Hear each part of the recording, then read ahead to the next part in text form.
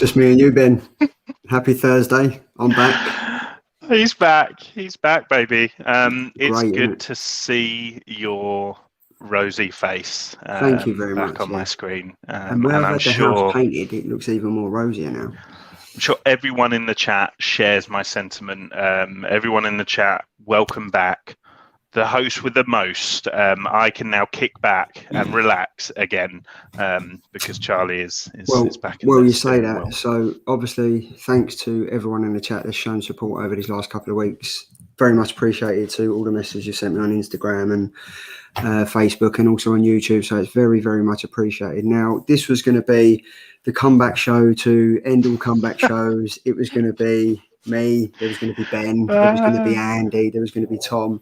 And then we had one of the best writers of recent years, Mr. Ram V, was going to be on the show. Big guest, big guest. As you can see, we're missing 3 of the people that was meant to be on the show tonight.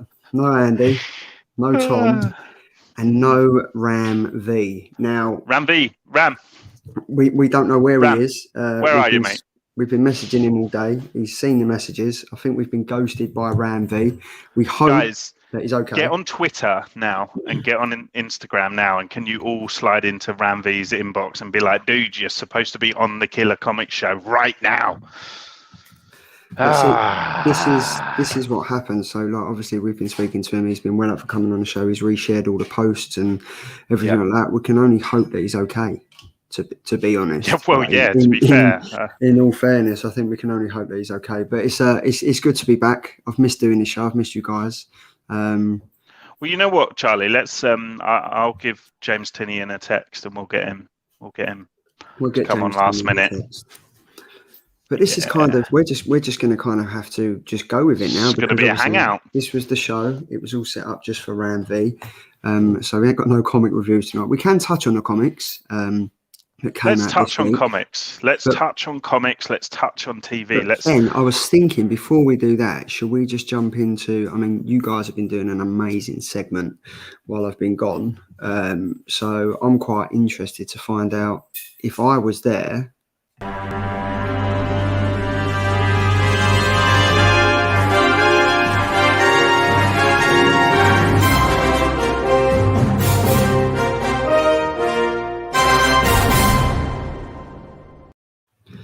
There you go. What are we on now? Episode 3, isn't it? This is episode 3. Yes, indeed. 3 of 9, I believe. To be honest, I wasn't looking forward to this episode because they have released the names or the themes, I guess, the what if questions of all the 9 episodes, and this was the one that just never. It wasn't really clear exactly what it was going to entail. We sort of knew that Loki was going to pop up again, and we were going to kind of have that shot of Loki and Fury and the Asgardian army. But wow, this throws a curveball. I'm not going to spoil it. I'm going to try and not spoil it because it is a big twist. It's twisty. So basically, this is essentially a murder mystery. Slight spoiler, but Avengers die. Like, Avengers die in this one. Like, not one Avenger, not 2 Avengers die. Like Marvel Zombies type of thing, or is it just no? Like in a okay, they're dead. Wow, no, they're dead. So it's quite dark. Like, what's really awesome as well, any fans of the Incredible Hulk movie, and we have not seen Betty Ross for like 13 years. We finally got Betty Ross. It wasn't, albeit it wasn't voiced by Liv Tyler, but it's clearly that version that they're kind of showing. So that was cool. But the big twist at the end, no spoilers. I am going to try and not spoil anything. It's a really cool kind of take on a character that was an avenue that you could always go with, that character that they have decided not to go in the main MCU.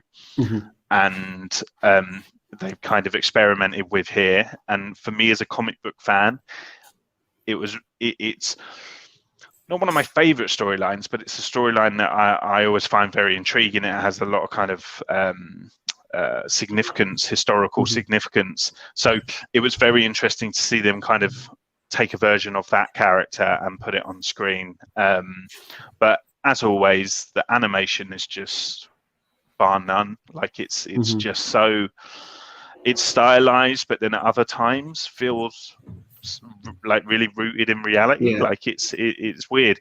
The action is just incredible, and to be fair, I think the action in this may be some of the best action that we've actually seen in all of the episodes so far. Wow. Some really, really cool action.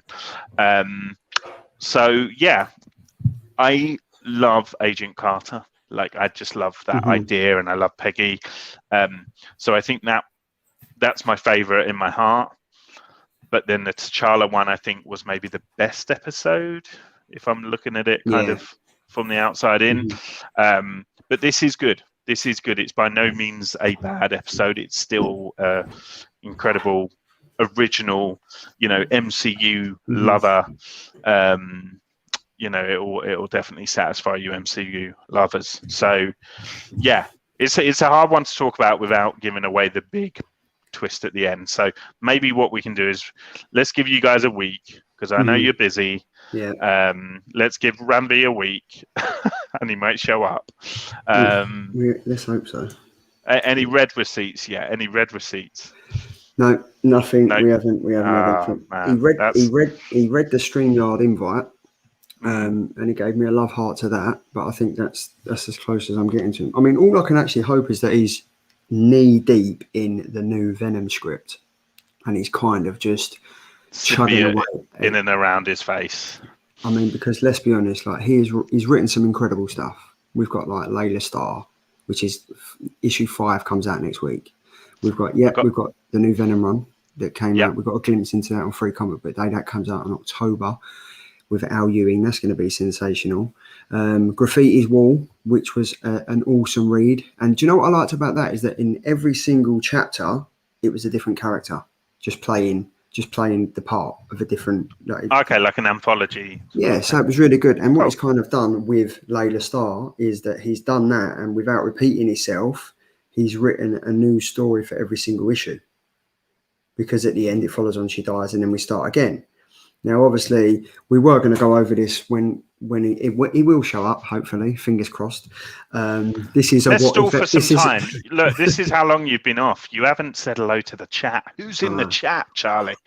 Get them up on my screen. I am forgetting front and center. I'm forgetting my manners. I really do apologise. So MJ Comics was in first of all. Sorry guys, I'm playing football tonight, so I won't be watching the live, but have a good show. Thank you very much. It's impressive that he's texted that as he's playing football, to be fair. Man of many talents. Dribbler, quite the dribbler. Now, massive shout out to you, my co-host, and also Triple G Comics for a fantastic show on Monday. Even though I've been away from YouTube, I have been watching, and I've got to say, I think Ben, you've got some competition there with Peter. I mean, because he makes quality promos, as do you. He's got a gorgeous singing voice, as do you. But his wig was better. It was he trumped me on the cosplay game on Monday. I mean, I painted a mask and wore a black condom on my head. It really didn't work out well. He's, you know what, it was great fun, and I'm really enjoying the series. I'm sort of four episodes in now. Charlie is lined up to appear. I've got guests scheduled in now. Right, and up until the end of October, and October's all going to be like horror movies as well. So, I'm having a good time with that. But, I mean, it's been great. I mean, I really did enjoy it. If you haven't watched it yet, head over to Attention Seeking Geeks YouTube channel and check that out. Also, head over to Triple G Comics, because he spent a fortune on CGCs and he can kind of go through. I really liked his Excel sheet that he put up. I found that very interesting. Yeah, it was great to, work all day, finish work, and then see another Excel spreadsheet when I went on YouTube. But it was good. No, it was very informative. It was we've got Mr. Fuzzy Dunlop. Now, he has been very busy over on Instagram as of late. He's kind of put us together as a 4-piece band. And then what about this for an intro? Ladies and gentlemen, boys and girls, children of all ages. Now that is the road dog Jesse James from WWE of old. Geeky Guy Comics would like to bring to you its undefeated, undisputed best show on YouTube. Charlie, Ben, Andy and Tom, the Killer Comics Show. Fuzzy, thank you for that. That's an intro and a half. The crowd go wild, people faint, madness erupts. My father-in-law's calling me on a 4-way call. I'm pretty sure that's a mistake. See, I thought it was Ram V for some reason, even though I've had no communication with Ram V. I thought it was him. I got excited for a second. Well, you do say that. He did share your promo that you did, the video that we put together. He shared that. He did. He did. And maybe that was his way of letting us down gently, killing us softly with his love. There we go. We've got the Poptimus. Good evening. We've got Comics versus the World. Evening, gents. Good to see you back at Geeky Guy Comics. Thank you very much for that. GP Venom, Comics and Collectibles. Hi, all. Just finishing watching it. I guess that's talking about What If. I've come in the wrong time. Okay. Haven't we all? That's how my daughter came about. Haven't we all? Oh no, he didn't want no spoilers, so don't. Yeah, no. I thought I was quite. To be fair, usually I'm terrible, but I think you were quite good. Well behaved tonight. There we go. So I assume that the Poptimus is talking about Hulk works incredibly well in the art style. Now I haven't seen episode 3 of What If. But I'm assuming that the way you've spoken about it is very Avengers led. There's like some prominent characters in there that everyone's familiar with. So it features in that really important week in the MCU. So it's the week where Incredible Hulk takes place, Iron Man 2, Thor. I think they all kind of crossed over, like it all kind of happened in the same sort of week, time frame wise. What was really cool as well, talking about the Hulk, is that they kind of inserted Mark Ruffalo's version of Banner, but in the Incredible Hulk. So whilst like I still look on that and really miss Edward Norton, and I'm gutted we never kind of got to see more of Edward Norton's version, but it was really cool to kind of see Ruffalo in that setting, you know, and I think it was his direct voice as well. So that was pretty cool. No, yeah, because I mean, I'm definitely looking forward to sitting down and watching that, and that's going to be very interesting. The Noob, evening, folks. We'll try and jump on during a quieter periods in work. Good to see you back, Charlie. Honestly, I can't thank you all enough for the love and everything you've sent to me. It's been a pretty shit couple of weeks, but you guys have helped me get through it, so massive thanks to that. It's been a shit couple of weeks for them as well, because they've had to watch us, Charlie, without you. So you've all been doing fantastic. It's Nanowe. Nanowe. Hi King Shark, how you doing? Hi Killer Comic Show. I can only imagine who this is. Where's Perpetual? Pass. I actually think he has. He did message us during the week and say he's taking a break at the moment. So taking a break. I think work's quite busy, and I think love to Andy.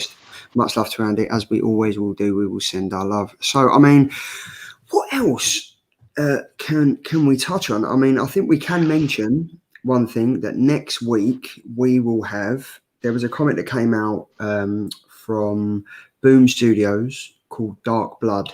Now, this is by a fantastic writer. Her name is Latoya Morgan.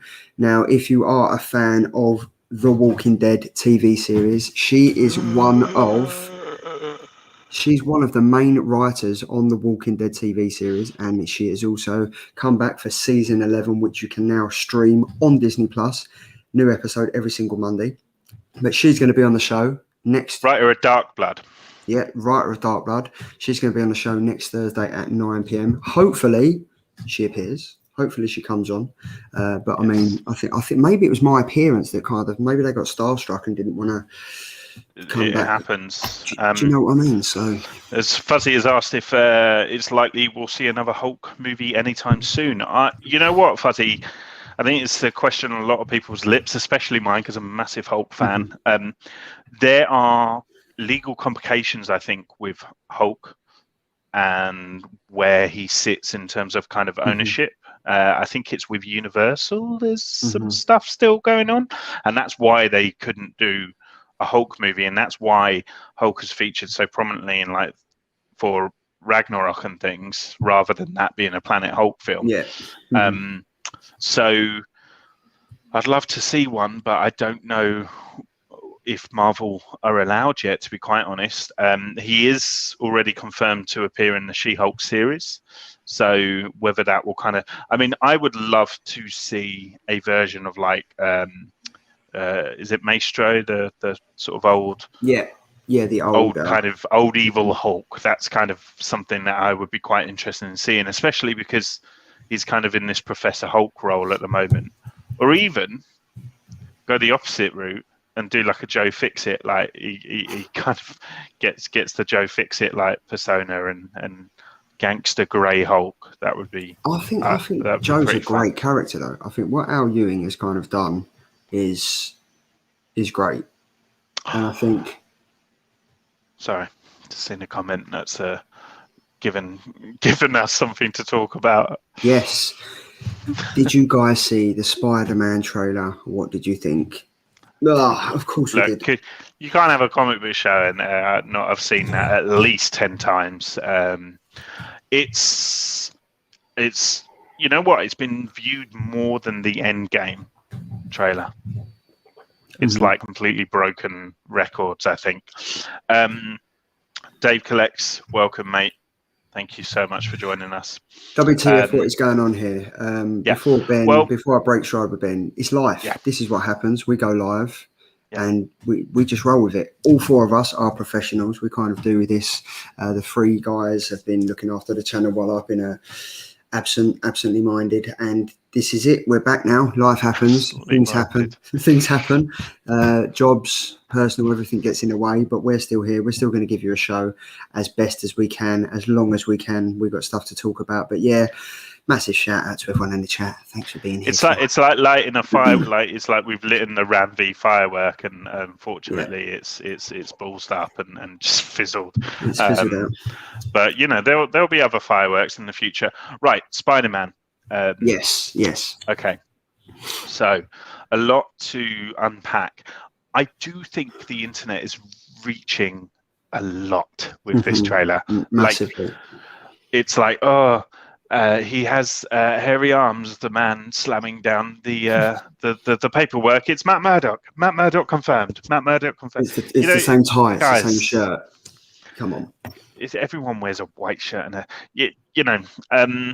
I don't know. And I do think, however, that there's a lot of Marvel were very good at misleading us. Very much so. To the point where trailers have been known to literally have CG different stuff in or taking people out.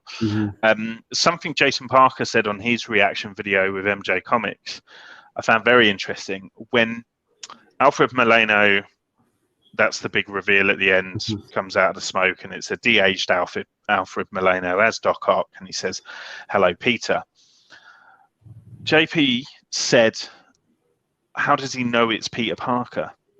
Like, is that even is that even, Tom Holland that he's speaking to? Yeah. Or is it Tobey Maguire that he's speaking to in that scene? Because you don't see, do you?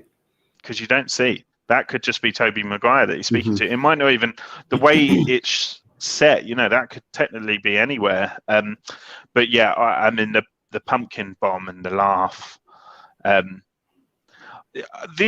wouldn't have even shown Alfred Molina, No, I would have just shown the arms. The arms coming down. Charlie, I'm a massive Sandman fan. So and Thomas Hayden Church's version of Sandman is just the most... I still think it's one of the most moving performances in a comic book movie. Okay, that's a big statement for Spider-Man 3. It's not, though. It's not really. It's stunning. He was quite prominent in that. And I think, do you think, obviously, so we have Eric Molina, we've got the Green Goblin, the laugh, the pumpkin bomb. Do you think we are going to see more of the Sinister Six? Well, the rumor is that there's one shot that looks like yellow light electricity, which is obviously trademarked for Elektra in the books, and it looks like Spider-Man is being defended by some kind of sand creature thing. Because isn't Jamie Foxx meant to come back? Isn't he? Jamie Foxx has yeah, and there's some leaked images that look pretty. I mean, if they're not legit, they look pretty well done to kind of give that impression. And they've kind of taken away the goofy, like, side parting, and obviously he's not blue anymore. And my concern with this film is that they put too much in. I would love to see these characters coming from the multiverse, and I think it would work as a plot device that every character that like sort of died is ripped out of that time zone the moment that happened, sort of thing. But I don't think I would want to see that until right towards the end of the film, and I think I'd honestly seeing Tobey Maguire and Andrew Garfield will be incredible, but I would only really want that for at least the third act only, because Tom Holland is such an incredible Peter Parker, and I feel like him and the story that they're telling, they don't necessarily need all of that stuff. I feel like you could have dragged out a third movie just with, just have Scorpion come out of prison because Scorpion's after him. So it'll be interesting. I'd love Paul to come back as Rhino as well, but I don't know. It's exciting though, and I think all this multiverse stuff, it just means that anything's possible now. Well, especially, I mean, I think what Fuzzy Dunlop said, going back to like, is Doc Ock going to see, how does he know he's Peter Parker? Is he seeing Tobey Maguire? Is he seeing Andrew Garfield? Yeah. It'll be like Steve Trevor in Wonder Woman 84. I think we'll be seeing Tom Holland, whereas the villains will see Tobey and Garfield. But less rapey, because let's be honest, Wonder Woman was essentially raping that man, that poor man. I mean, Gal Gadot, but still, get permission first. Shout out to Nanoe. I've been a long-term watcher of the show, and it's hands down the best UK content out there, honest and genuine. Well, thank you very much. And he's only saying that, King Shark, because he can't actually watch it. His eyes are either side of his body. I like the merch. Can we buy it anywhere? Do you know what? We have got, honestly, there's fingers in many pies. As you can see, there's two options here. We've got the option that Ben's wearing, and we've got the option that I'm wearing. We've got T-shirts, we've got hats. So there's something in the pipeline. And as Ben mentioned a few weeks ago, we are looking for an overseas factory where the kids are getting equal pay, and we can pay them maybe in comics or no Primark standards here, guys. Okay, only the best working facilities. We're joined by Geek Driven as well. Geek Driven. Welcome. Poptimist. I love the Poptimist, right? So Darren and also Fuzzy, they're full on Funko Pop collectors. Like, they're constantly putting up these amazing pictures on Instagram of different images and Funko Pops and releases and stuff like that. So these are the guys that I go to if I want to know anything about Funko Pops and stuff.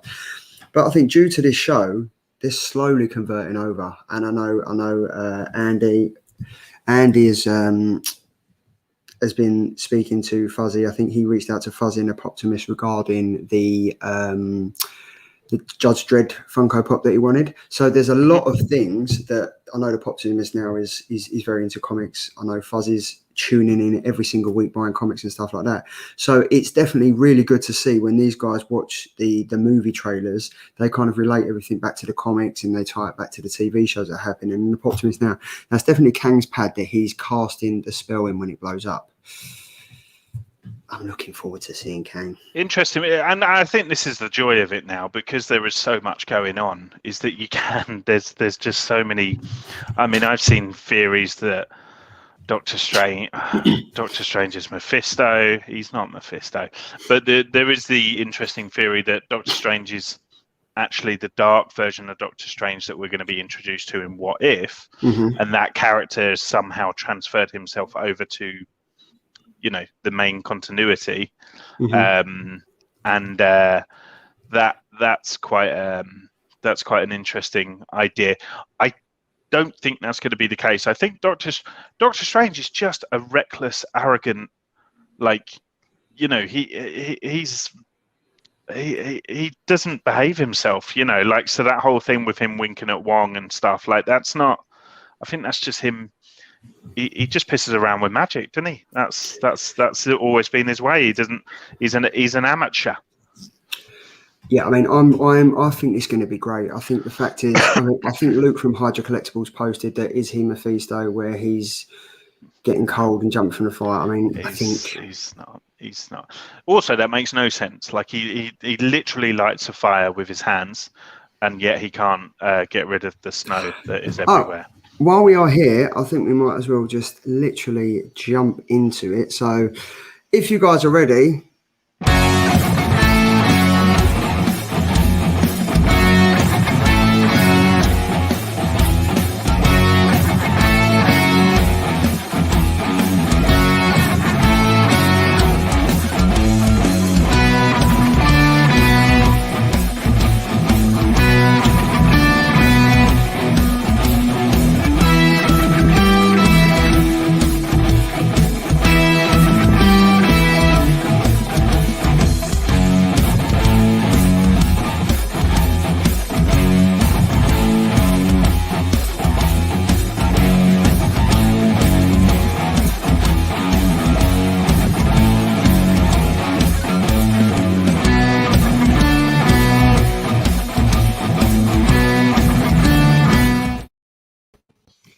Mr. Ram V, how are you, sir? Good. Apparently, I don't know how to tell time. But, no, that's fine. Honestly, otherwise, doing okay. That's good. Thank you so much for joining us. We literally put 3 time zones on that bloody poster, Ram. I mean, I looked at it. I didn't look at my watch. I think that's the problem. You're here now, and that's what matters. And essentially, you've stopped me rambling on about the Spider-Man trailer for half an hour. You've saved the people. You've saved the viewers. I have helped your viewers. Yeah. but Ram, firstly, thank you so much for taking the time to jump on and talk to us tonight. I know you're extremely busy, but how have you been? You've been clearly very busy, a very busy man. Yeah, I've also just got a newborn at home who's 2 months old, so congratulations! Exceptionally busy, and I think last week I wrote a bunch of emails to my editors going like, guys, I haven't slept for like 2 weeks in a row, so I'm gonna need to push some deadlines. But apart from that stuff, exciting times. I like my job. I like what I do. So it's all part of the game. See, my baby's 13 months now, so I'd love to tell you that it gets easier. It doesn't. It doesn't. I've got 3 boys. So I know to list all the people who've been lying to me. Exactly. But you have been absolutely killing it at the moment. I think you've had the blue and green. You've got Graffiti's Wall. We can see some of the artwork behind you in those shorts and stuff like that. And it is. There we go. You don't seem to have stopped, to be honest. You seem to have been continuously pushing forward, smashing it with your writing and stuff. Is there anything that you've kind of had to take a step back and think, right, I really need to think about how I'm doing this? This is incredible. I mean, off late, yes, I have certainly kind of stepped back and looked at how much I'm doing. Also because I really care about everything I work on, whether that's creator owned or for DC, Marvel, or anywhere else. And while I don't think I've been unhappy with any of the work I've done, it certainly is getting to a point where I'm just like, I just need to take 3 months to go sit somewhere and look at the sky for a little bit.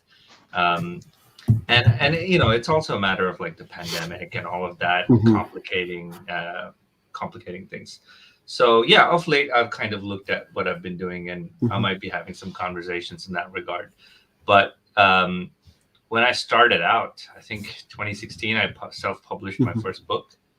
At that point, I was someone who had wanted to write since he was 13. And finally, I quit. I used to be a chemical engineer, so I quit in 2013, and I started writing. I moved to the UK to study creative writing, and then at the end of that, I self-published a book. And at that point, I was just like, finally, I'm getting to do this thing I've been meaning to do for decades. Bring it all on. I'll say yes to everything. So, I mean, I won't say that I made any, I regret any decisions I made. I absolutely have enjoyed everything I've done so far. But it might be time to be a little bit more selective in terms of what I do. And do you think, obviously there's this Substack stuff, down the line, and I'm cautious that you might not be able to kind of speak about things in too much detail, but do you think that will help with that, with that process of kind of just maybe being a bit more selective with what you're doing? And I mean, in very, very basic terms, I mean, I have not had a discussion with Substack at all. I'm not part of the Substack thing either. Fake news, damn it. No, I worked on a world building document for Jonathan Hickman. Right. And it was my desire to work with Jonathan that really I was like, okay, cool, you're making something. I'm happy to contribute to it. But I have no direct communication or contracts with Substack at all. But on a general note, from what I hear, there's a lot of money involved, and money for creators is always good. You can make better choices as to the kind of stuff that you do. You're telling stories for the right reasons when you're telling them comfortably. So all in all, I believe it's a good thing for creators. It's change for the industry, and as usual, there will be people who dislike change, but such is the nature of the world. It's inevitable. Do you miss anything about being a chemical engineer, though? No. I did really enjoy it. I was good at it. I worked as a chemical engineer for about 6 or 7 years, but it wasn't really something I wanted to do. I did it because, I'm originally from India, from quite an Orthodox family, and the thing to do was become an engineer or a lawyer or a doctor or whatever. When I said I'm gonna start writing books, my parents were like, "Are you crazy? That's impossible. You'll never do anything with it." And here we are. But a couple of weeks ago, Ram, we're doing this feature on the Thought Bubble. So there's 4 of us that do this show. There's myself, there's Ben, and we've got Andy and Tom who are away for various different reasons this week. But we've been doing a thing called the Road to Thought Bubble, where us 4 will finally get to meet. We kind of started this show during lockdown, and we kind of become really close. So we're doing that, and every single week we've been highlighting a creative spotlight, we've liked to call it. So there's artists and there's writers that are going to be appearing at Thought Bubble. Now, obviously, a few years ago, you did Thought Bubble, and you did like your Thought Bubble Presents type of thing where you did the spotlight, and you was talking about that. Right. Is it going to be, are you looking forward to getting back into the actual Comic-Cons and just sitting down and interacting with your fans? Yeah, I mean, to be honest, Thought Bubble is probably my favorite convention, and I went to Thought Bubble a year before I published anything, so I went there just as a random fan, kind of walking around meeting people. I believe it was 2015. Dan Waters and Casper Wingard had just put out Limbo, and that's where I met Dan, and I met Ryan O'Sullivan, Alex Packnell. We all formed a White Noise studio as well, so kind of a similar origin story in that regard. So Thought Bubble is really the place that I suppose I began my first forays into the industry, and I pretty much attended every Thought Bubble since. So I will be there this year once again, this time as a guest, which is quite nice. Yeah. A premier guest, I may add, Ram. You're top of the bill, my friend. You hosted a kind of seminar for Thought Bubble, writing, the process, and as someone who doesn't write, my mind was slightly blown by a lot of the things, but it was really interesting. You talking about how you sculpt a story and the different kind of how that kind of breaks down. Yeah. You spoke about like an establishing shot, a shot that draws in the reader. Do you have a kind of favorite example of that, whether that be from your own works or someone else's? I mean, I can't like bring examples from other people's work to mind immediately, but from my own stuff, I mean, Swamp Thing, pretty much every opening issue, either the pages 2 and 3 or page 1, tends to be this really kind of stark image that is intended to kind of shake you out of your complacence, going, okay, fine, I'm reading a Swamp Thing issue now. Those maggots made me feel dirty in that initial shot. Exactly what I mean. And you know, they have thematic resonance. The fact that you're looking at the life cycle of a fly that changes morphology and form, and so I like to open every issue with something that kind of shakes you out of your stupor, if you will.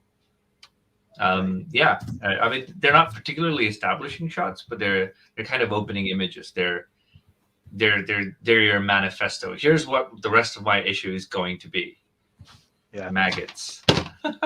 I just found it really interesting, and like the whole thing about like a climactic kind of cathartic moment at the end of the story as well, and how that didn't have to be positive, you know, it didn't have to, you know, that kind of self-realization. So it was certainly interesting. Are you going to be doing any kind of talks or panels at Thought Bubble, or are you there just to kind of meet fans and sign? And I might be doing a panel or two, but I'll wait for Thought Bubble to announce it. One of them is definitely Swamp Thing related, so there might be something there. So and I'm very much looking forward to it. I mean, what we're doing, I'm just going to share a couple of slides of what we've been talking about. So obviously, you've got some fantastic stuff out there. You've got Graffiti's Wall, you've got Blue and Green. Out of these, I mean, we've got Graffiti's Wall up here. We've got These Savage Shores, and obviously Blue and Green. Which one of them is your favourite? Would you say? I mean, it's a difficult question, right? In that they were all written for interesting personal reasons in a lot of ways. I mean, I do try to put a lot of myself into the stories in each case.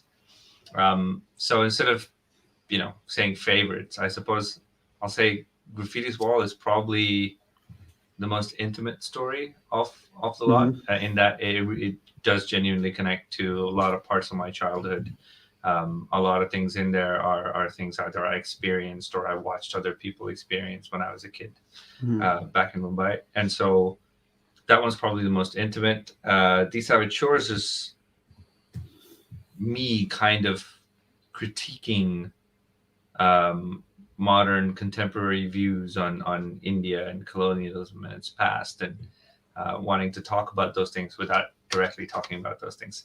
And so it's probably my most angry work, and I tend to think of anger as a positive force. In a lot of ways. Definitely. And Blue and Green is probably the kind of work that is based on my fears in a lot of ways. That is based on my own anguish in a lot of ways. Because, I mean, while my life is nowhere as troubled as the protagonist in Blue and Green, I think everyone who creates at some point asks themselves this question, that whatever I have to say or whatever music I have to play, is it worthy? Have I suffered enough for it to be good? And this is not to do with the popular narrative of struggling artists. I think every artist internally asks themselves this question. And I just kind of wanted to examine where that fear came from. So all very different books, and all important to me for different reasons. I've heard you speak before about jazz and your connection with jazz and your dad's kind of passion for music and stuff. Yeah. You live in London, right? Yeah, I live in London now. Yeah, I have lived Tell me, here you've been since to 2014. You've been to Ronnie Scott's, right? Yeah, I have been to Ronnie Scott. Scott. What a place! Great place. I've been to several jazz performances here. Went over to Vienna for a jazz show as well. So, yeah, I am every bit the connoisseur I claim to be. We believe you. We believe that's good. I mean, I just want to touch back on graffiti as well, because I thought I found it really intriguing that every different chapter is a different character. Mhm. And that was kind of, was that hard to do, or did that kind of come naturally when you were setting out the whole narrative and the overview of the comic? That's something that you wanted to portray throughout, or was it just something that you thought this is going to work well with this, and this in each different chapter that you kind of done it? I mean, also if you look at the structure of it, every chapter, the character that is focused on in that chapter is introduced in the previous chapter. Mm-hmm. As a side character, like Jay's chapter 2 comes in chapter 1, Chessman's chapter 3 is around in chapter 2, and so I kind of wanted to do this sense of like imagine the reader's a bird, kind of flitting from one shoulder to the next as people move around this city. Because really, I mean, aside from looking at the personal stories of these characters, I kind of wanted people to get a feel for, this is what the city is like. And so I thought it was important to have more than just one point of view for the city. And once we said we're going to have this cast of 4 or 5 characters, it made sense for me to then tell each chapter, and each chapter kind of functions as its own story in a lot of ways. And so it was important to then use each character's POV to tell a different story. So I don't know that there was any deeper reason other than that's how I thought about it, and it panned out that way, and it worked. No, great. I think it's just, and Anand RK is obviously, you seem to work with him quite a bit. Is there something that kind of, when you first worked together, you thought this is going to be a partnership that's going to go the long haul, we're going to do more stuff is in a pipeline? You kind of worked it well together. I mean, I work with a lot of people on a repeat basis, if you will. Like I've worked with Sumit Kumar on These Savage Shores. He's working with me now on Justice League Dark. Anand's worked with me on Graffiti's Wall and Blue and Green. He's working with me now on Radio Apocalypse. So I tend to stick with collaborators who I have to admire their work for me to. I have to feel a little bit like oh my God, he's working with me. I better make this good. Yeah. And I genuinely think Anand is one of these kind of underrated, undiscovered masters who, 5-6 years down the line, we'll be talking about saying that look at how his work has influenced how we read comics now. And I feel the same way about a lot of my collaborators. And those are the people I tend to work with multiple times. Also kind of important for me, for my collaborators to be a little bit like me in that I don't mind the work. I don't mind the going the extra mile to make sure like the book feels and reads uniquely. Yeah. I know there's a narrative, certainly in social media, that the writers must write to make things easy for the artist. No, the writers must write to tell the best story. Yeah, of course. Yeah. Full stop. And the artist must work to tell the best story, and the letterer must work to tell the best story. And I think I tend to work better with people who have that kind of focus. Like I know for a fact, if Anand does a page and then it comes back and I go like, I'm not quite sure this works. He's not the kind of guy to be like, oh, well, I already worked on it for 8 hours, man. It's fine. He will take that seriously. Yeah. And he will go, okay, we will fix it. We will work on it again. And I think that desire to just produce something intensely good is a hallmark of excellent artists and creators. Aditya is the same way. So these are people I tend to work with repeatedly. Great. And in your work, like obviously from locations in Savage Shores and even like Swamp Thing, and you know we see a lot of India locations and stories around. Obviously, Later Star. How important is it for you to kind of include that heritage and that bring kind of India to the forefront of comic books? I mean, it's important for me, but I don't necessarily do it for that reason. I do it because that's what I know. Like, I grew up there, Yeah. and so the kind of part of the reason we read stories is because we want to experience things potentially vicariously, but we want to experience things that are new to us, that are unfamiliar to us. And as a writer, my job is to take what is familiar to me and present it in a way that is inviting to you, but is still unfamiliar and still mysterious and is still interesting. And to be able to do that, you really have to know more than the average tourist about the places that you write about. If it becomes apparent that the person writing the story knows just as much or even less than the person reading it, then the person reading it is immediately kind of pulled out of the experience of that story. It might be, something simple like the number of a bus in London. Someone carelessly goes, "Yeah, bus number so and so," and they're like, "That bus doesn't go there." Yeah. Boom, you're kind of out of the story at that point. And so part of the reason I feature all these locations is because I know them, I know of them. And then beyond that, yes, of course, there's this sense of like, I don't see a lot of India in popular narratives outside of this kind of cliched portrayal of like, oh, look, it's a poor country with poor people, we should feel bad. I'm like, yes, India is a poor country. There's a lot of poverty there, but it's also a country with a very rich past, with ambitious people, with people who have dreams and hopes just like everyone else, regardless of how rich or poor they are. And I think it's important to kind of see and portray a place in that sort of holistic view rather than take a view that is essentially popularized by people who only view it from the outside. And I think it's as someone who only views it from the outside, it's so refreshing because, and especially Layla Starr, it's and especially that first issue to kind of, see your take on the god, so to speak, is I just really enjoyed that. This may not have obviously been intentional, but like it reminded me a lot of like like The Good Place, and where you kind of have like the mundaneness of like an office, meeting the kind of the grander themes and grander characters, and I love that sort of stuff. Yeah, I mean, I think The Good Place also takes it from a very familiar. So I mean, it's Pratchettian. It's Terry Pratchett. It's Good Omens as much as it is Good Place.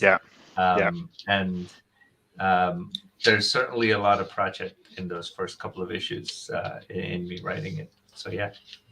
I mean, you mentioned that you kind of wanted to be a writer from when you was 13 years old. Was there any specific influences that kind of pushed you to want to be like the writer that you are now? Because I mean, let's be honest. At the age of 13, I just watched Lord of the Rings, and I wrote a 40,000 word novel that was just a terrible ripoff of Lord of the Rings, clearly written by a 13-year-old. But still, that's impressive. I was like just sat there picking my nose like at 13. But yeah, I mean that's kind of what I wanted to get to is looking back at it now. I realized that probably one of the most valuable things as a writer is to have the ability to just go, okay, it's just me and a piece of paper and some words. Yeah. And that's enough. That's enough to occupy my time for 40,000 words, And I think the willingness and to find joy in doing that. To quote J.M. Coetzee, he says, "Writing is not a pleasurable activity. It's industry. It's a satisfying activity." And I don't know if I entirely agree, but I kind of understand the sentiment of it, which is that I find joy in just sitting down and typing words, and I feel like I did something, I worked.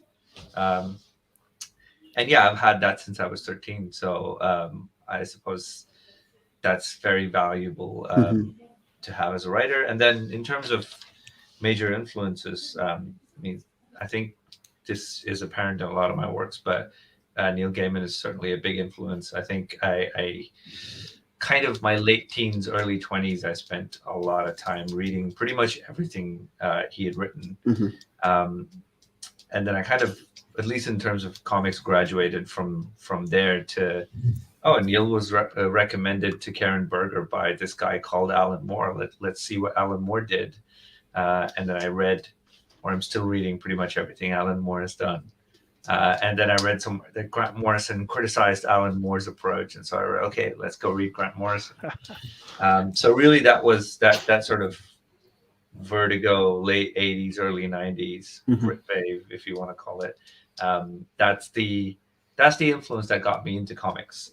Outside of that, I read pretty widely in terms of novels and prose and film. So my influences come from all over the place, really. One of the questions.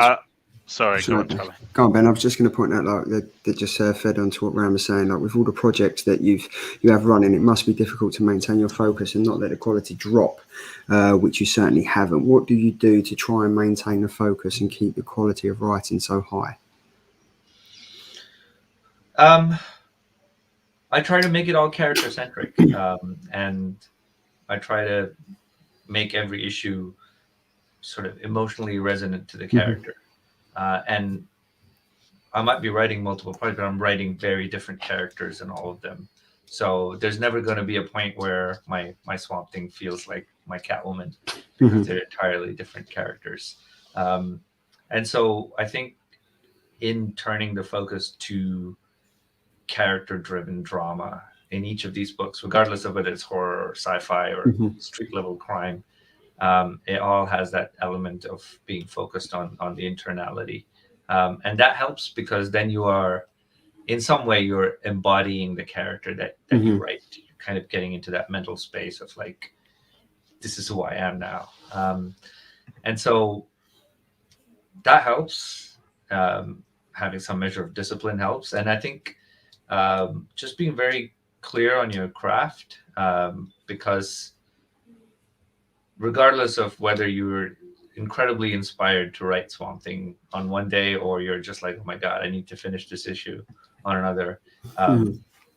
If you are comfortable with your craft and conversant with it, then you will always do a good job, regardless of how sort of engaged with the thing you are on a particular day. And I have seen that in other interviews and things, you talk about how you like to work in cafes to kind of help that focus and stuff. Are you back in cafes now? Obviously, with the situation, are you? No, not yet. Every time Starbucks opened, I was there. What do you order? That's the question. What's your tipple? I get a flat white, or I get a frappuccino. So yeah, I'm either in it for the coffee or in a minute for the ice cream. But yeah, publishers take note. That's the way to Ram's heart. That is it. That is his way. They know me really well at the local Starbucks. I show up there and they're like, "Oh yeah, hi." They already start like getting my frappuccino ready before I've gone in and placed the order, which is great. Love it. But I mean, that's good to have, like, to know that you can kind of, even with COVID and everything this kind of happened and stuff, things are slowly starting getting back to normal. Have you found yourself, I think with artists and writers, you kind of, there's a portrayal of you just lock yourself in a room and you kind of crack on with what you've got to do, and then before you know it, 4 days have passed, you pull your blinds open and it's back to reality. Did anything really change for you when the pandemic hit? Yes, in that I've always been the kind of guy who needed to go to work. So I can't just go to a room and sit there and work. I need to go out. I need to like pretend that I'm putting on work clothes and getting on my bike and riding for 20 minutes to go sit in a cafe. And I was suddenly unable to do that. And so I think my productivity certainly suffered over the pandemic. Sure, I was spending more time in my office, but that's the opposite of what I want to do. I want to work. I want to think. I want to be excited about what I want to write. But then I want to go in and I want to write for 4 hours and then I'm done. I want to leave. I want to go read. I want to go watch a film. But with Office being so accessible and it being at home, it's turned into this kind of I write for an hour, go watch something for an hour, drink a coffee, pretend like you're thinking about story, but really you're just kind of sat there staring at a wall. So not ideal, not my kind of structure. Yeah. Staring at a crying baby, just please stop crying. No, I have ways of sort of getting him to stop crying. I am the baby whisperer in the house. So. Oh, nice. I might need to borrow you. Might have to share some tips. So obviously we touched on earlier that you use geographical influences in different parts of your stories. Is there any like art histories or historical interest in anything else that inspires you when you sit down and you think, right, this is what we're going to be writing today? I've grabbed parts. I know you said like you like to go out and stuff. Is there anywhere you kind of go to get inspiration, like museums, artistries, or anything, or does it all just come naturally to you?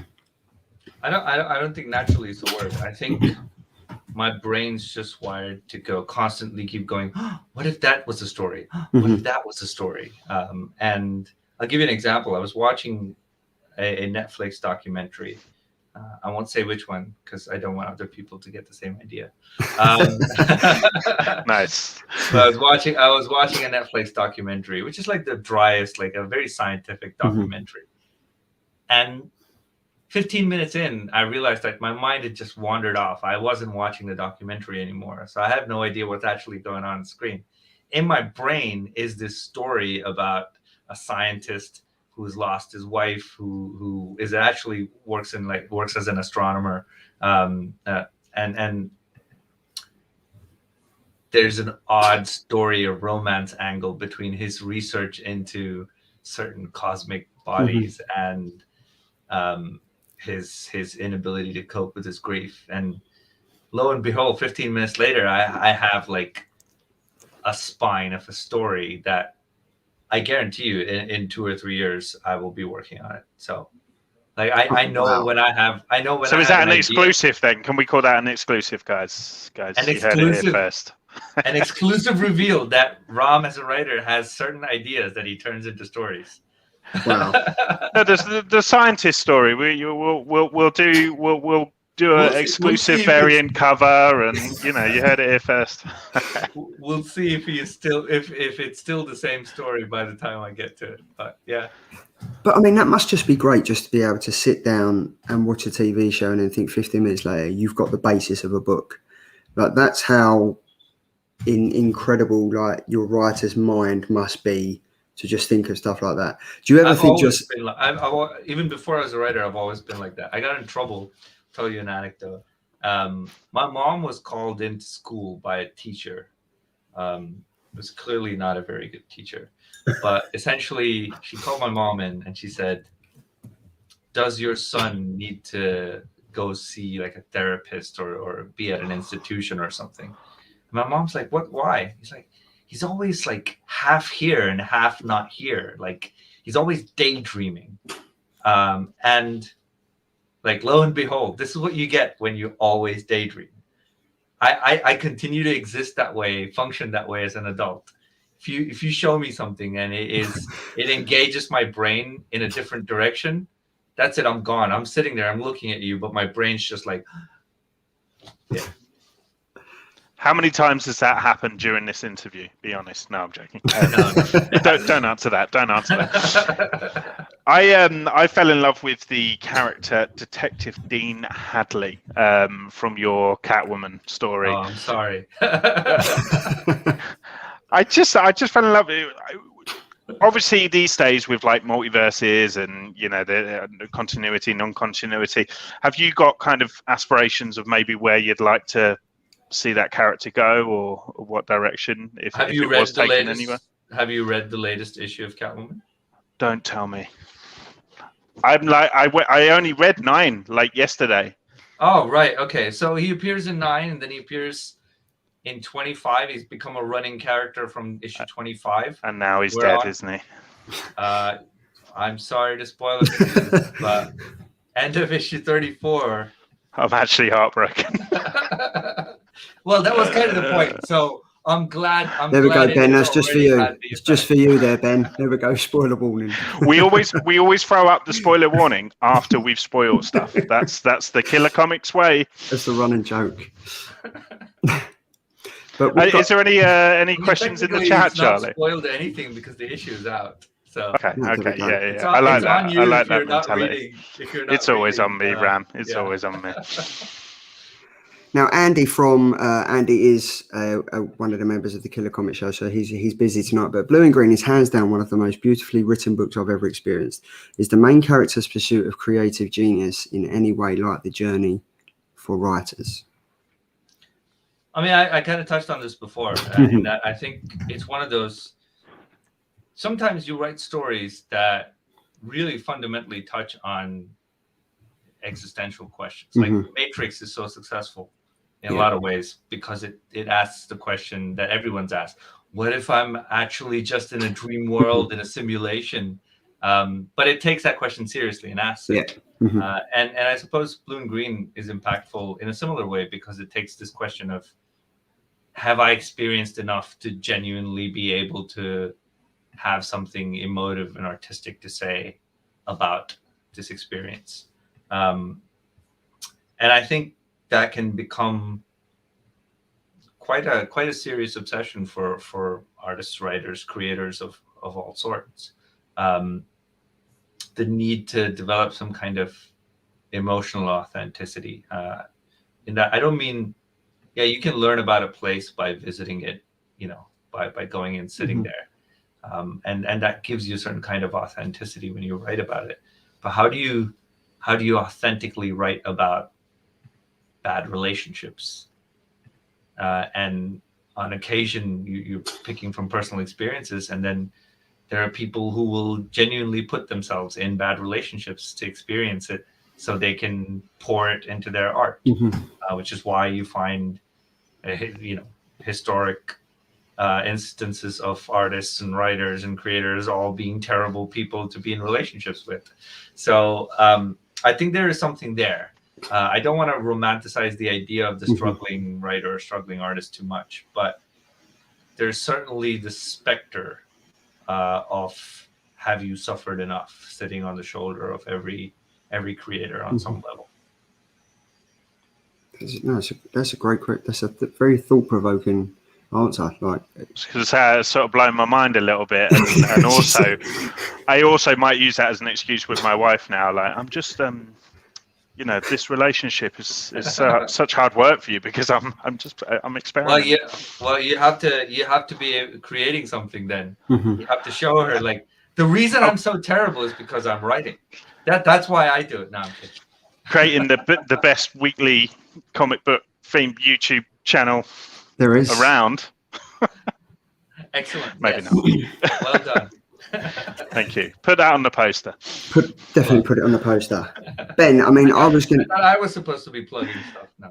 Yeah, it's just you. Just Ram V. Well done. That's taking the quote. You can just do that. I mean, Ben, I was going to move over to Layla Starr, but if you've got any more questions for Ram, you can I know you've got an existential list that you wanted. I do. To be fair, I think I've sort of asked the questions I wanted to ask. So let's talk Layla Starr. Although I cannot let you go, Ram. I am cautious that we don't want to keep you too long, but I can't let you go without picking your brains. If you can say can you say anything on Venom?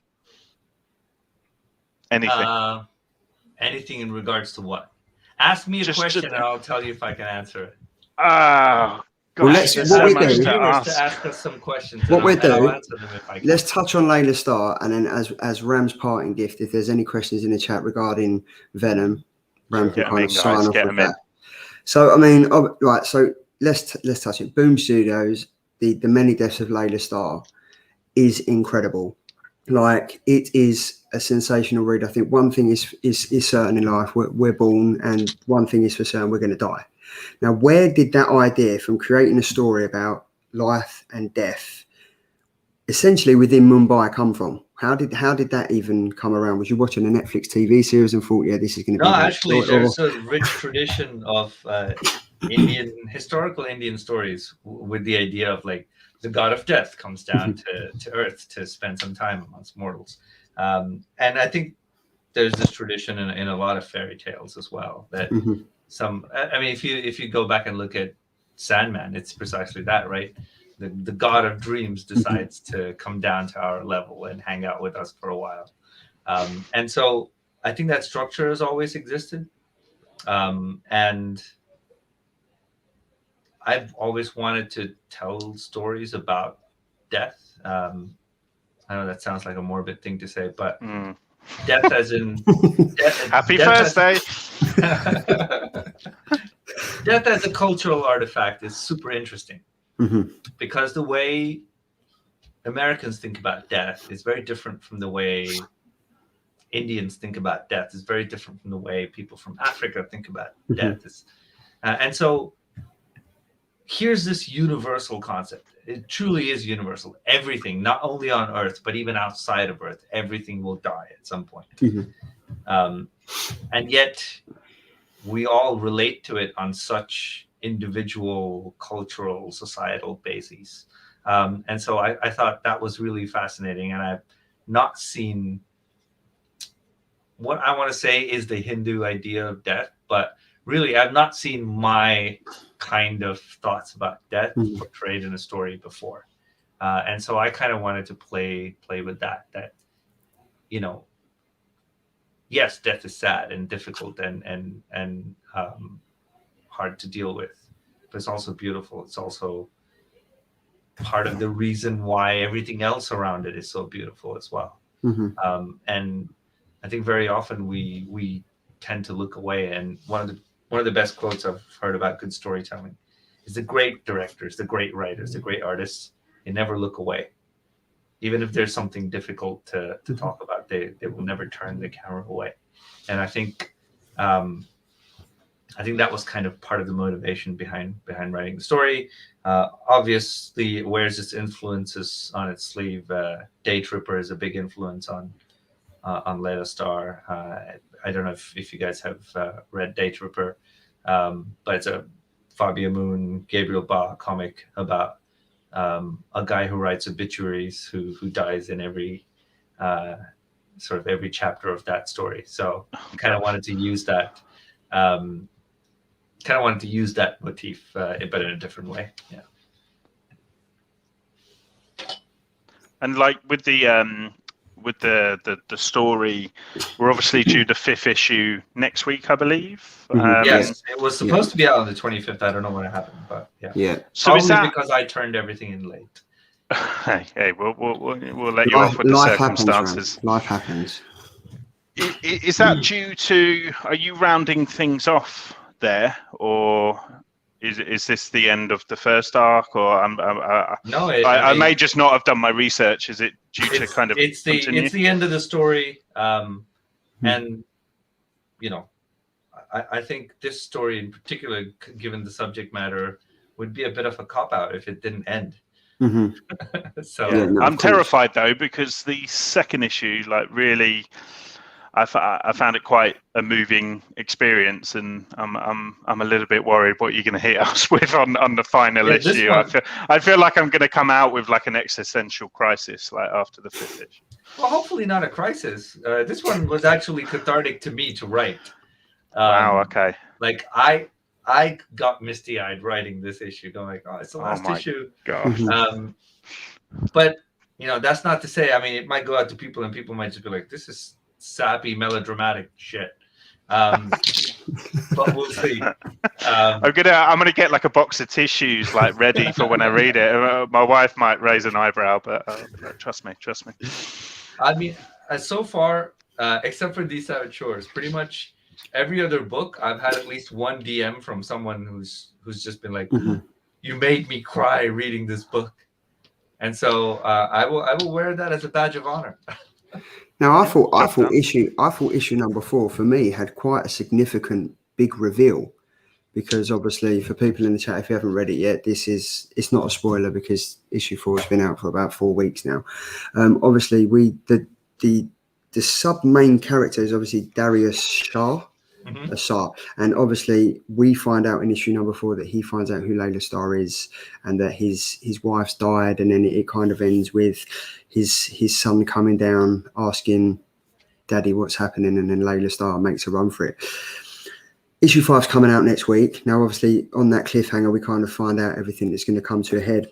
What are you most proud of from these 5 issues that you've been able to get across to the reader? I mean, this is going to be an absurd answer. I'm most proud of having written an issue from a cigarette's point of view. That is absurd, and I had way too much fun doing that. It was absurd. I'll give you that. And it worked, and people seemed to enjoy it. That's great. But on a deeper and a more serious level, I suppose it's odd. I mean, I didn't plan it this way. Layla Starr was not like slated to come out in the middle of the pandemic, when truly death is part of pretty much every conversation everyone is having. But it turned out to be that, and it's almost been a little bit therapeutic for me writing it. And from what I see from people's reactions, is allowed people to kind of converse with what is happening around them without having to sort of talk about it in tangible, real terms. And that's what stories do. Yeah. That's what great stories do, is there are things that you don't want to be in conversation with in reality, but you understand that you are always on some level in conversation with those things. And stories kind of act as translator. They act as medium for you to be able to do that, make that connection.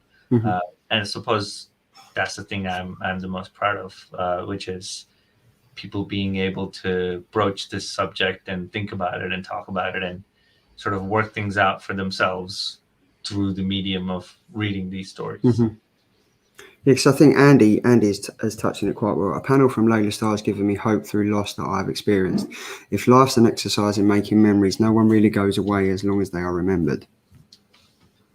Yeah, I mean, I genuinely think that. I mean, I'm not particularly a religious person or overly spiritual person in any way.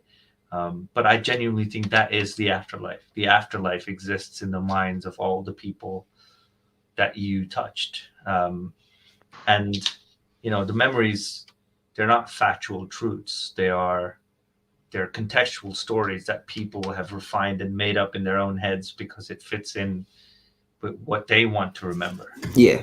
And in that, I think there's something beautiful. And yeah, that's kind of, those are the kind of things that I wanted to talk about and discuss through these stories. And it is honestly, it is a great story. And I think you've kind of, Felipe Andrade was the artist that's done the 5 issues. I mean, you touched on it earlier that you kind of had to feel and had to be interested in what they were doing. I guess he was the man at the time doing something that kind of fit the bill for what Eric Harvard sent me his Instagram images, and I looked at them, and I mean, genuinely, my reaction on email is just, yes, this is the guy. We need to get this guy, Eric. And so he reached out to Philippe, and Philippe said, he was interested. And since then, Philippe and I have developed a friendship. And we talked about, I think at the end of issue 3, or maybe when we were working on issue 4, we were talking about how we both appreciated what each other brought to the story. And that Philippe was like, this is genuinely the kind of story that I'm excited to work on because there's so much nuance, there's so much depth. And equally, I'm excited to work with someone like Philippe because he brings so much character in like little things, the raise of an eyebrow, the way someone stands with their hands on their hips, that kind of stuff. Like I can't put that into the script. No one can teach you how to make a cartoon feel like it's displaying a real human emotion. and that's the hallmark of great artists for me. I think if this story had been done in any other artistic version, I don't think it would have come across as well as it does. Absolutely, 100%. I think you need that kind of almost caricature-esque distance from the reality of the stories to be able to read them as stories. And you do want to read them as stories. There's a difference between looking at a photograph of something and looking at a painting of something. There are instances where photographs are more beautiful. There are instances where a painting is infinitely more beautiful than a photograph. So, but yeah, I mean, I'm very much looking forward to it. I'm definitely going to be picking up the trade paperback because I think it's going to be a great story to read one issue after the other, the way that it's going to continue on. And you're going to kind of see, I think it would be easier to understand Layla Starr reading a trade paperback, because obviously when there's setbacks with comics being released, what I tend to do, if that is the case, I'll read issues before it's already reading from issue 1, 2, 3, 4, 5, just to make sure I'm catching up and I'm not missing anything. So yeah, issue number 5 is out this week. It's very much going to be interesting. I'm very much looking forward to reading that. I know Ben's kind of, and one of the most beautiful like variant covers I think of those like, foil covers every time, man. Boomer like amazing with those things. Yeah. So you know, I can't let you go without at least 1 or 2 questions about Venom. So obviously, Free Comic Book Day, we got to get a tiny little taster of what you and Mr. Ewing are going to be bringing to the table. It kind of throws us into a moment where Dylan is in a pickle. How much can you tell us? How much of a kind of time gap there is from where Donny Cates's, final story finished, and pretty much what Phil's asked. How much of a gap is there in the story, or does it lead straight on from there? Contextually, at the end of Donny's run, Eddie Brock is kind of doing his God thing where he zooms in and out of other symbiotes, right? Yeah. And Dylan's kind of hanging out, going like, "Where's my dad? Like my dad is in a million different places at the same time, but he's not here." And I think we pick on that thread. As far as like how far ahead in time, I don't know that we treat that with any kind of specificity in that regard, but it certainly follows on logically from that end. So I wouldn't say you're picking up years later or anything of that sort. Yeah, that sounds like a really interesting element to the story, though. I think there's a lot of kids out there that can maybe relate to that in a weird way. Dad's trying to be in a million places at once and not got time for me. And I always love when kind of tender elements of the story are introduced like that into Marvel, because that's the only way I would write it. I can't write stories that don't have that kind of intimate character grounding on some level, and like those are the kind of stories I enjoy, and so those are the kind of stories I tell. So. But that's exciting for me as I'm Mr. Marvel here on the channel, and I get a bit of a bad rep with these indie boys because some of the Marvel stuff is a bit cannon fodder, or Marvel and DC, the big two. It's nice to. I'm really excited to have you on the Venom title, and I think Donny Cates did an incredible job, and that final issue has just taken it down a road that I just did not expect, but I'm excited to see where it goes. That's for sure. Yeah, I mean, when I was asked or sort of offered the title, I went back to him. I said, like, I've read the previous runs on Venom, but I also do a certain kind of story, and I'm not sure that those two things necessarily coincide very well. And Devin, who's my editor, he was like, "No, that's exactly why we're getting in touch with you, because we want you to do something different with this." And so, I guess if I want to do a big reveal on a show, the way I pitched it was a story of a boy wearing his dad's jacket, trying to figure out how and where I all love those that. scars and scuff marks came from. So I'm crying already. I'm getting emotional already. Like, literally, you're killing me here. So yeah, I mean, that's how I pitched it, and I think we'll find ourselves heading that road, certainly. Fabulous. I was excited when I heard you was going to be heading out. Now I'm even more excited than I thought was possible after hearing how it was pitched. Because obviously you've got Brian Hitch, he's the artist as well. Yourself and Al Ewing. It's going to be great. I mean, November is going to come around quicker than we know. We've had the preview in the free comic book day as well. I just shared Brian's pencils from issue 2 as well, and they're amazing. So, yeah. Wow, I have to go check that out. This is. I've also got another question. Just also, I was hoping, Ram, that you would be a little bit busier and jump on Batman. Were you at all in discussions to take over from Tinian? And it's bound to be on your radar at some stage. I said this before. Someone else asked me. Things like this, like Batman, Venom, big titles, big characters. Personally, you want to be asked to be on those titles. You don't want to go around telling people that you'd like to be on those titles, because the worst thing to do is to be on a Batman title and be beholden to someone else's ideas as to what you should do on that title. So I was not part of the discussion, and I think it's out now. I've known for a while that Josh Williamson was going to take over Batman, and Josh is a great friend, and he will no doubt do incredible things with the character. But we shall see. There is lots of time. I have lots of stories to tell. This is full of exclusives tonight. Thank you so much. The most important question Phil was asking, obviously you're going to be at Thought Bubble, we're going to be at Thought Bubble. Will you be looking forward to potentially meeting these madmen? So it's going to be us two plus another two in person at Thought Bubble. We might even buy you a coffee. Of course. And yeah, I mean, hang out. We will buy each other more than coffees if we hang out enough. So. Yes. Why not? Yes. That would be great.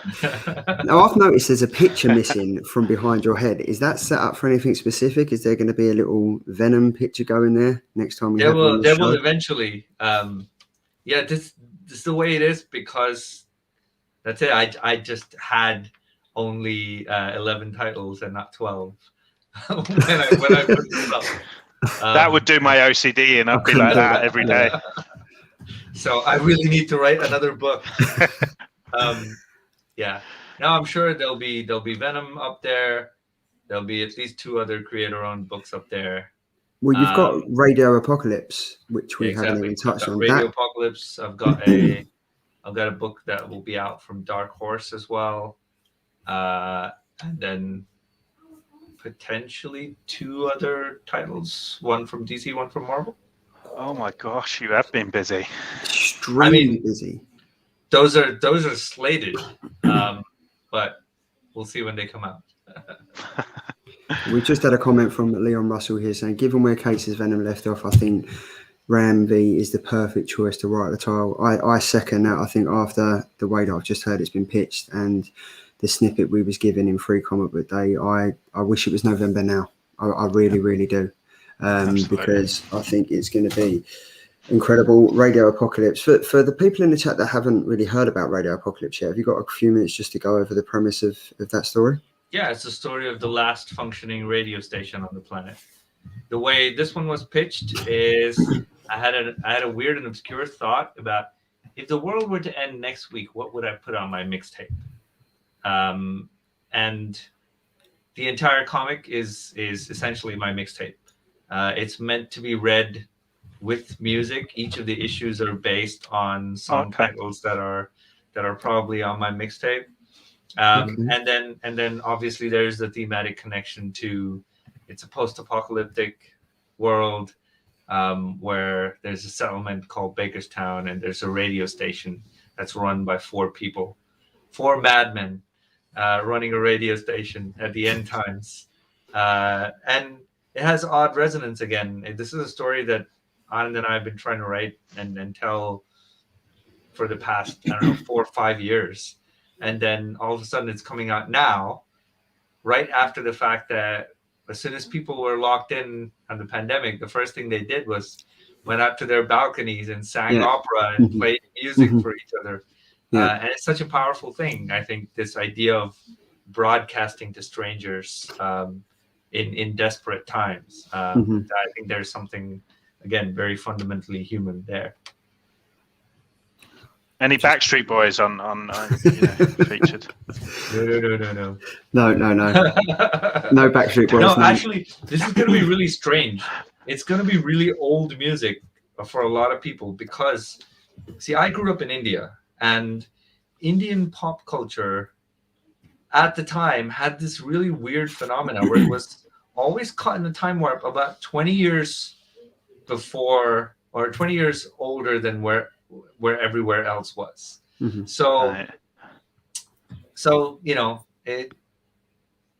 90s, late 90s, people were caught on like 80s classic rock in India. And so that's the stuff I heard growing up.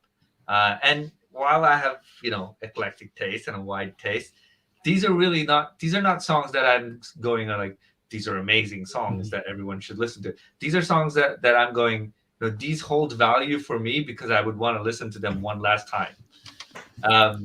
And so I think that's going to be an interesting, surprising playlist for people when they come to it. Can't wait. I'm very much looking forward to this. And Fuzzy Dunlop's just said, comic book pitches with Ram would be a great podcast. There we go, Ram. If you're ever lonely and you feel like making a podcast, well, I'm doing a newsletter that should be out tomorrow morning, which talks extensively about pitching. And I know there's so much stuff already out there about pitching.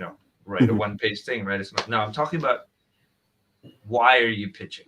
What is the motivation behind writing a pitch? And therefore, what kind of choices should you be making when you write a pitch?